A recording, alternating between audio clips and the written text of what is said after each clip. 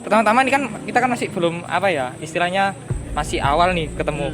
Mungkin saya baru pertama kali sih dengar beberapa hari yang lalu itu tentang Ababilsoft. Mungkin Masnya bisa jelasin sedikit sih apa itu Ababilsoft. Oke.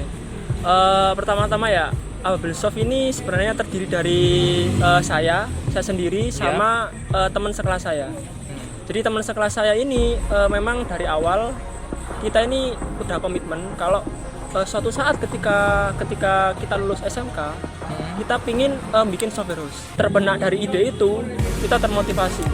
Yang pertama termotivasi itu, terus yang kedua kita lulusan SMK kan, karena saya sudah termotivasi sama kepala sekolah saya. Dulu itu Bu Sutati, ini selalu menggembor-gemborkan ke anak-anak. Ayo lulusan SMK ini harus bisa. Lulusan SMK ini harus bisa mencetak lapangan pekerjaan dan bisa bermanfaat lah istilahnya ya. Nah, terbetik dari situlah Ababilsoft ini muncul. Jadi dari saya sama teman SMK saya. Wah, ini kan masih awal nih. Mungkin berdirinya nih, mulai merintisnya itu kapan kalau boleh tahu? Mulai peresmiannya itu Desember 2018. Terus kalau boleh tahu di dalamnya sendiri itu kayak misal ada pegawai kah atau gimana, atau mungkin ngajak teman-teman yang mau freelancer atau bagaimana, mungkin bisa dijelasin sih dari situ. Alhamdulillah sekarang Ababilsoft itu punya sekitar 4 pegawai sama pegawai tetap. 4 pegawai tetap dan 1 freelance. Satu freelance. Nah, pembagian keuntungannya sendiri itu gimana? Kalau kita pembagian keuntungannya lihat dari project, biasanya kita pembagiannya itu sekitar, biasanya kita kesepakatan sama teman-teman freelance ini. Kadang kita 60-50. Kalau misalkan dari freelance-nya ada kurang, kita tambah sedikit. Oh, tergantung jumlah project yang masuk, terus seberapa istilahnya tingkatan levelnya ya, tingkatan level projectnya itu nanti bakal disesuaikan dengan harganya yang diberikan. Berarti untuk istilahnya ada produk ya di sini, ada produk yang dihasilkan ya, atau mungkin memang hanya jasa aja atau gimana? Ada jasa, ada produk yang sudah ready. Oh, ada produk yang sudah ready. Mungkin bisa dijelasin untuk produk yang ready itu yang kayak gimana? Produk yang ready seperti yang pertama aplikasi kasir. Nah, aplikasi kasir ini di Ababilsoft namanya Penjualanku.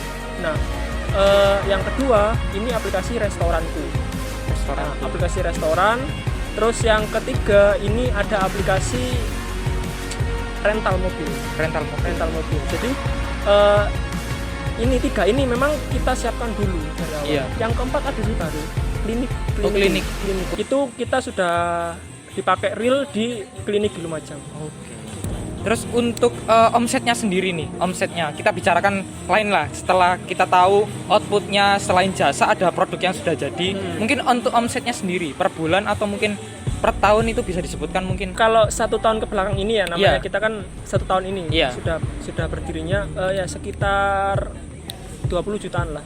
20 jutaan lebih. Berarti memang tergantung istilahnya jumlah klien yang masuk terus sama project yang diberikan gitu kan ya. Kan tadi kan ada yang namanya pegawai tetap, ada yang freelance. Nah, mungkin untuk pembagian tugasnya lah istilahnya. Itu berapa persen porsinya? Kita sendiri di kantor sudah membagi programmer. Jadi ada istilahnya di kantor kita itu programmer untuk jual lepas, ada program untuk pelayanan. Nah, jadi alhamdulillah sekarang kita punya mitra, salah satu percetakan terbesar di Lumajang. Kita bermitra di situ pelayanan. Artinya mereka per bulan kita maintenance. Nah, programmer pelayan ini nggak kemana-mana kecuali untuk melayani ini mitra ini.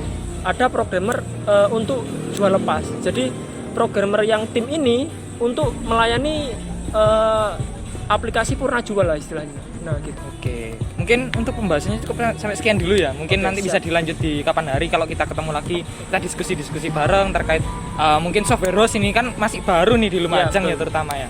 Ya, terima kasih untuk waktunya. Terima kasih. Siap. Ya, selamat malam. Selamat malam.